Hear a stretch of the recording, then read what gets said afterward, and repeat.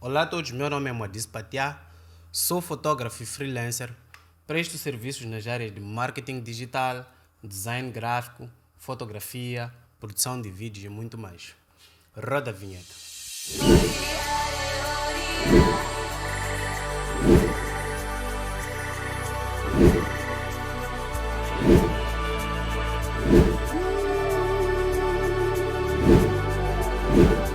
Hoje eu venho vos contar uma história sobre mim como fotógrafo, como é que eu comecei no mundo da fotografia até data hoje. Na altura eu comprei uma câmera, que era de marca Canon, referência 1100D. Nessa altura, o objetivo era simplesmente fotografar por hobby, sem ser algo profissional ou algo que pudesse me trazer algum benefício.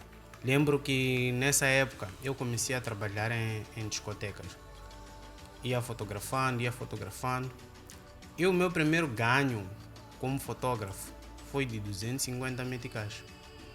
Então, nesse período, quando eu fazia esse valor, eu já percebia que esse dinheiro não era suficiente e eu precisava elevar aquilo que eu fazia para um outro nível, porque não estava a ser rentável para mim, sendo sincero, ter que sair da Mosal, ir para as outras discotecas que estão bem distantes daqui e para no final da noite ficar com 250 meticais e desse valor não poder tirar nem apenas um simples 50 meticais para comprar uma garrafa de água.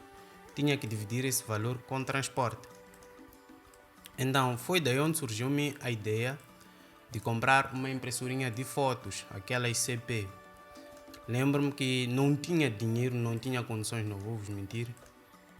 Falei com uma vizinha, emprestou-me um valor de 5.000 meticais e fui a uma das lojas da cidade e fui comprar.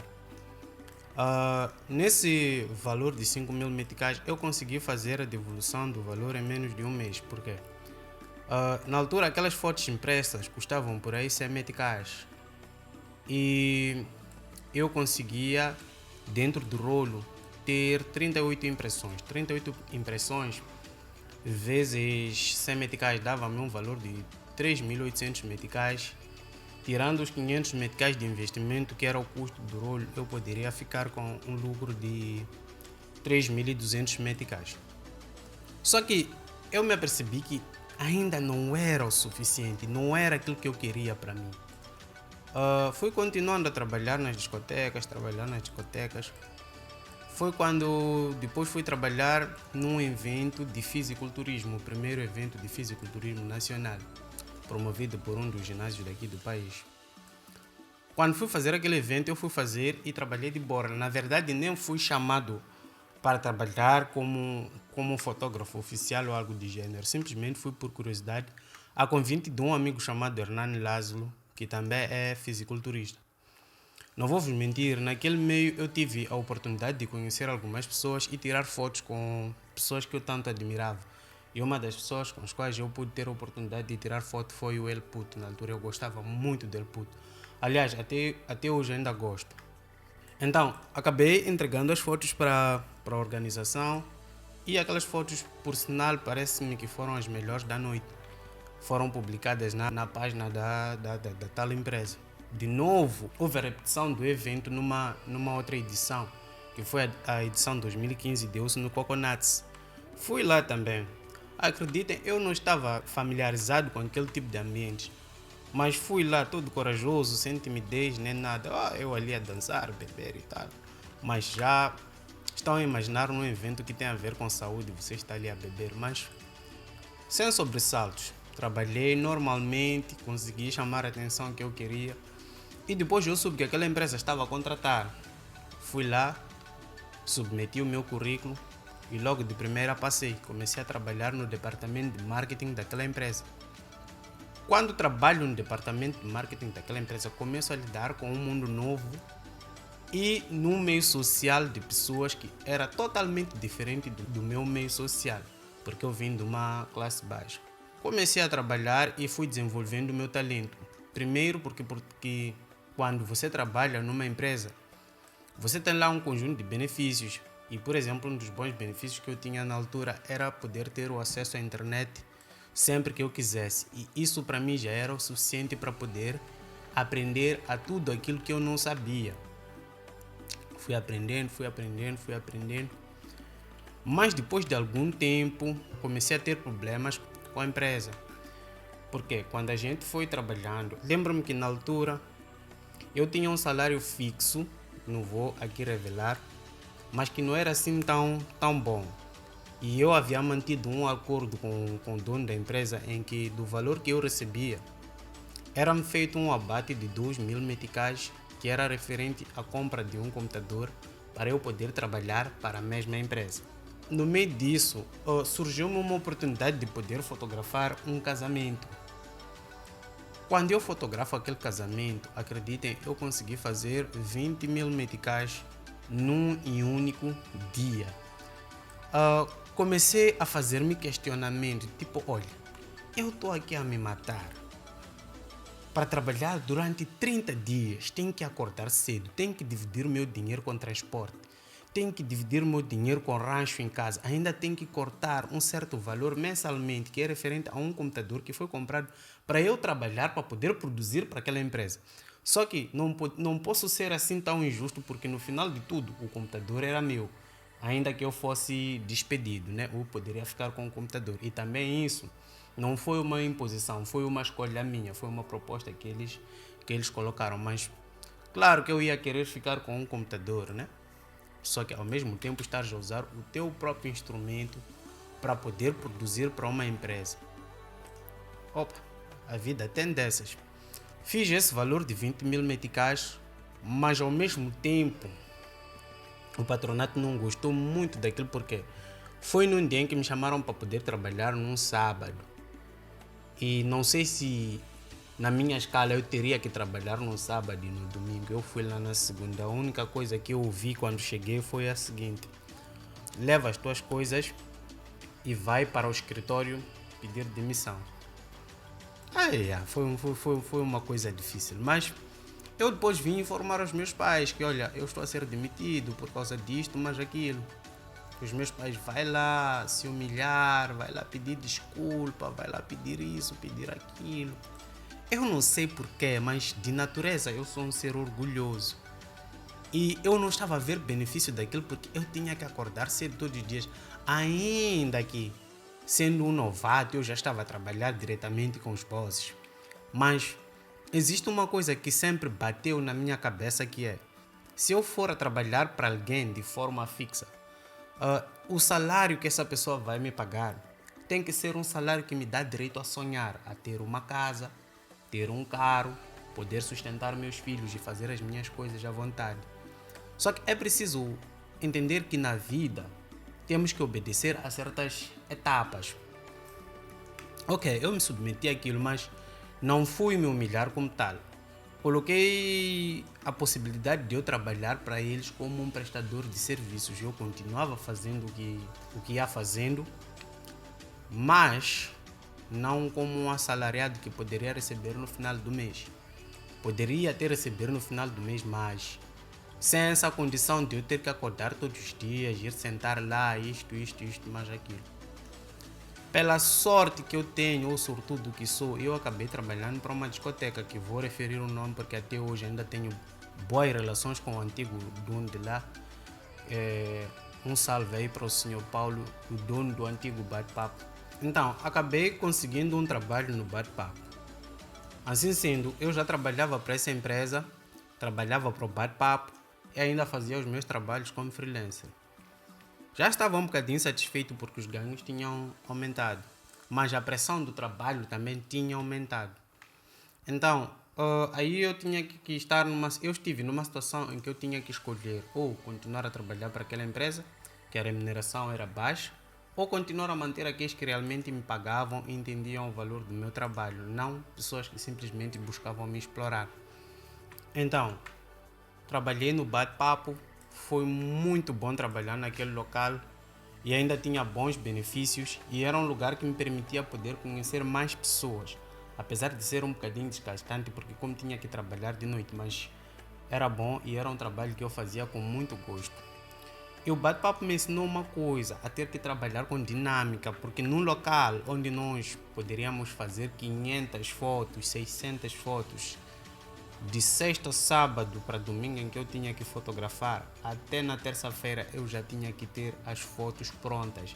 Foi aí onde eu aprendi a fazer edição de fotografias de forma instantânea, onde eu aprendi a separar o tipo de fotografia. Existem aquelas fotografias que levam muito tempo para poder ser editadas, mas tem aquelas fotografias que você vai editar de forma rápida e simplesmente entregar.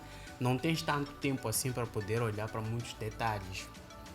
Então, mesmo assim, eu tinha um sonho que era de poder abrir o meu estúdio na cidade, porque estava a bater ter um estúdio na cidade e tal.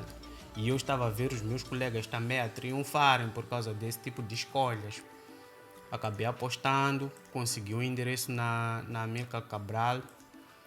Quando eu consigo aquele endereço na Amílcar Cabral, acabei fazendo um investimento bem alto. Comprei softboxes, luzes, fundos, ter que gastar com dinheiro de transporte e movimentar as coisas daqui da Mosal para a cidade. Mais ou menos isso. E vocês sabem que um alocador, uma pessoa que vai te arrendar um espaço, geralmente tem o hábito de pedir 3 meses adiantados. Olha que toda esta responsabilidade para uma pessoa que começou de nada, que o seu primeiro trabalho ganhou 250 meticais, é uma história, digamos que interessante, né? Acabei abrindo o meu estúdio e fui trabalhando pouco a pouco. Soube que uma outra empresa que vende suplementos também estava a contratar. Acabei me candidatando, fui contratado, comecei a trabalhar na área de marketing como gestor de marketing e produção de conteúdos. Fazia fotografias e fazia vídeos que eram para sustentar canais do YouTube, Facebook e Instagram. Digamos que foi um lugar onde eu aprendi muito, mas muito mesmo. Foram 3 meses mais bem aproveitados da minha vida, porque uma parte daquilo que eu sei fazer hoje na área de produção de vídeos eu aprendi lá. Então, só que havia um problema no meio de tudo isso, porque quando você trabalha para empresas, as empresas seguem um determinado padrão e esse padrão não pode ser quebrado. Se te dizem que é isto que tu tens que fazer, é aquilo que tu tens que fazer.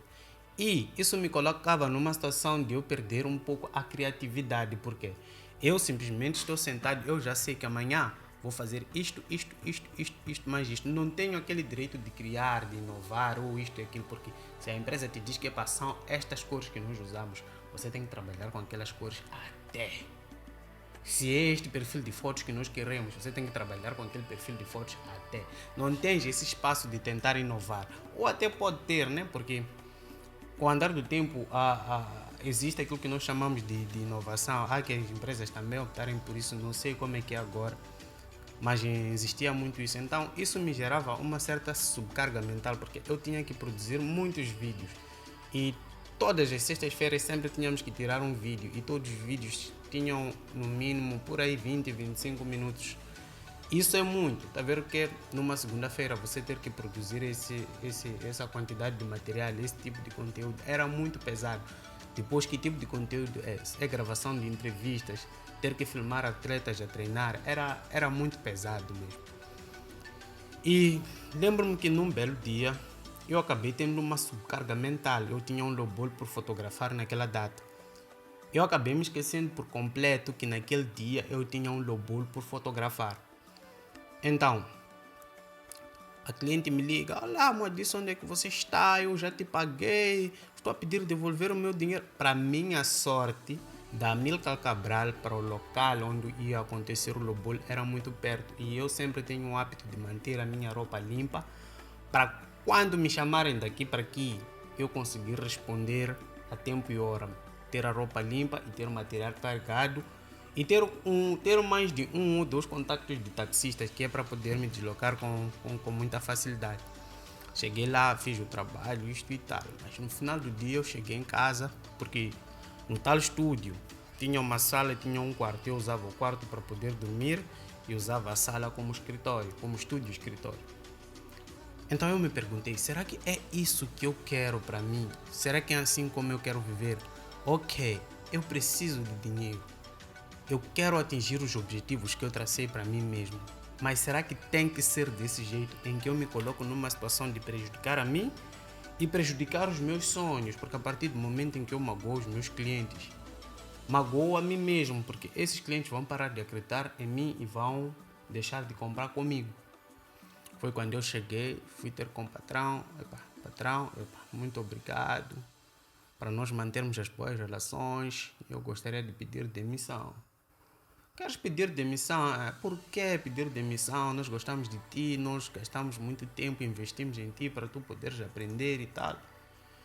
Só que eu aí já tentei chantagear um pouco, tipo, estou a pedir pelo menos aumento de salário, do salário que vocês me dão, pelo menos me darem mais 3.000 meticais por conta dos sábados e domingos que eu costumo vir trabalhar, e quando eu recebo o salário do mês, nunca recebo por essas datas em que eu costumo vir produzir conteúdo, em que eu costumo vir trabalhar. O patrão não quis ser compreensivo, porque dentro daquilo que era a sua realidade, ele só conseguia me dar aquilo, entende? Acabei deixando. Só que para o meu azar, aliás, para a minha sorte e azar, naquela semana eu havia fechado um negócio de por aí 85.000 meticais. Aquilo foi muito bom porque abriu-me a real visão daquilo que era a cidade, um mundo cheio de oportunidades. Mas também não foi bom porque foi na mesma semana em que foi anunciada a Covid-19, a crise que assolava o mundo. E deixei de trabalhar aquilo que me dava garantia de salário mensal. O que é que eu vou fazer? E olha que eu já havia feito uma poupança porque já tinha intenções de querer comprar um carro. Mas todo o dinheiro teve que acabar na compra de comida e pagamento de renda, até chegar a um ponto em que eu tive que jogar a toalha no chão, tipo, chega, já não consigo. Fui para a cidade, ganhei muito dinheiro, mas mesmo assim voltei sem um tostão no bolso. E como recomeçar? Essa é a parte mais interessante da história. Quando você sobe, depois desce, como sair de novo daqui da estaca zero para cima.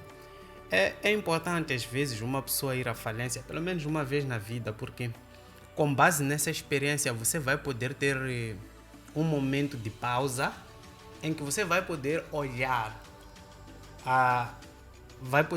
de uma forma mais ampla onde é que você está a acertar, onde é que você está a falhar.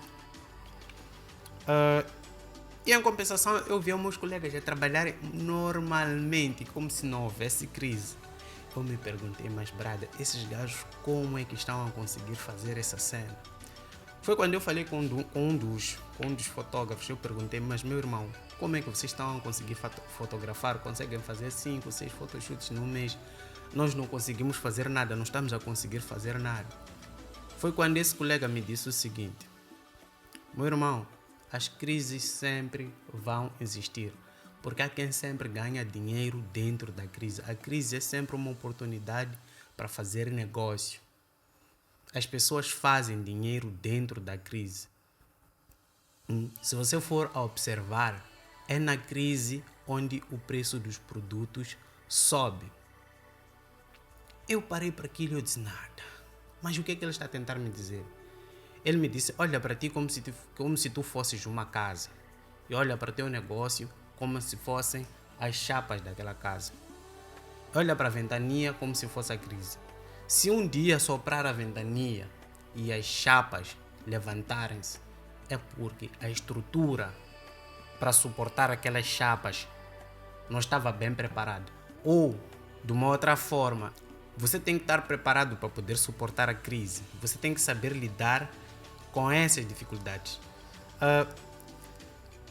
Caí numa depressão profunda porque eu não estava a entender realmente o que é que estava a acontecer. Senhor retratos, ir à falência, esteve na cidade. Depois vocês sabem, aqui em África, geralmente, quando uma pessoa sai de casa dos pais para ir tentar a vida e depois voltar, é tida como um fracassado. E acreditem, houveram muitos comentários, muitos zunzuns de tipo, ele gastou muito dinheiro, foi viver na cidade, porque não sei isto, não sei aquilo, por que não levou esse dinheiro, foi comprar um terreno aqui. Mas eu já tenho terreno, eu comprei meu terreno com 22 anos.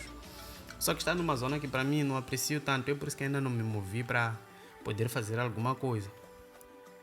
Gastou dinheiro, aquele dinheiro, mas acreditem, eu quando encontrei o tal lugar para alugar, eu só tinha 4.000 meticais no bolso. do dinheiro que me pediram, eu dei esse dinheiro como garantia de que eu ficaria com aquele espaço, não como dinheiro de renda, não, de garantia. No dia em que eu for a completar o dinheiro de renda, aquele dinheiro poderia ser abatido. Dito feito, eu trabalhei para conseguir ter o dinheiro e pagar aquela despesa de renda, pelo menos para conseguir transportar as minhas coisas daqui e ir viver lá. Voltei, mas o nome existia. Foi quando tive uma oportunidade, um cliente ligou para mim, pediu-me cotação para poder fazer um ensaio de fotos. E eu pedi a ele que me adiantasse o valor porque eu precisava para poder montar uma estrutura aqui em casa, para poder montar um estúdio. Eu disse a eles, eu fazia questão de fazer entender que já não estou na cidade, estou a trabalhar a partir de casa na Mosaico. Olha, que era meio complicado e é muito vantajoso trabalhar na cidade porque quando estás na cidade é muito fácil mover um cliente que vive em Catembe, é mais fácil mover um cliente que vive em Maracuene, que vive em Tchumene, que vive em Namachava, Bedene e tantos outros bairros, né? Então, o meu objetivo nessa altura já não era ter dinheiro para ser grande, para ter uma estrutura grande, uma equipe grande. Não, o meu objetivo naquela altura era só conseguir fazer dinheiro para poder conseguir colocar comida na mesa, porque para a nossa classe como fotógrafos ficou muito apertado, porque o nosso trabalho ele depende desse contato com pessoas, enquanto que a Covid-19 é uma das coisas que mais detesta, quando você tem contato com pessoas. Então, é assim como eu me virei quanto à situação da crise, criou uma promoção que pudesse, fora só de oferecer fotografias, oferecer algo a mais, e no bolo eu encontrei uma solução para poder fazer face a este fenômeno que nós vivemos e fui me reerguendo, fui galgando e acabei fazendo relações com outras pessoas que me apresentaram outras pessoas, até trabalhar com as pessoas que eu trabalho hoje. Dizer que estou muito feliz e é muito bom, porque com tudo isso eu aprendi bastante. Cometi muitos erros, mas também acertei muito. Chegou uma altura em que eu decidi que não, eu agora já não vou trabalhar para poder fazer investimento em material. Eu vou trabalhar para poder fazer investimento em meus bens pessoais, que é poder ter um sofá, ter uma cama, ter uma geleira, ter um ar-condicionado, ter um carro. Porque nesse mundo da fotografia o investimento não acaba e o material de fotografia é muito caro, é extremamente caro, e principalmente porque algumas coisas nós não temos aqui no país, temos que mandar vir da China ou comprar na África do Sul.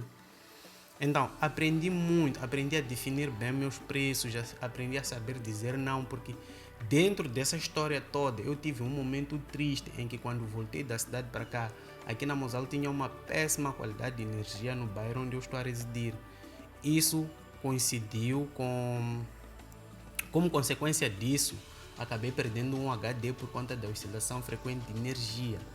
Olha, entrei numa depressão tão profunda porque eu tinha que justificar aos meus clientes como é que eu perdi as fotos deles. Foi muito pesado, mas foi muito bom porque eu aprendi. Depois foi quando já aprendi que é possível recuperar dados apagados. É tanta coisa. Espero que vocês tenham gostado desse vídeo. É normal cometer algumas falhas porque a história é longa. Vou pedir a vocês que me deem aquela forcinha que é de colocar o like, subscrever-se ao canal e ativar o sininho das notificações. Peço para partilharem esse vídeo com mais pessoas e se você se identifica com a minha história, chama-me no inbox, vamos conversar, vamos estabelecer relações. Para quem gostaria de comprar os meus serviços também é bem-vindo. Muito obrigado, meu nome é Moadis Patiá, despeço-me por aqui com a promessa de voltar mais vezes. Tchauzinho.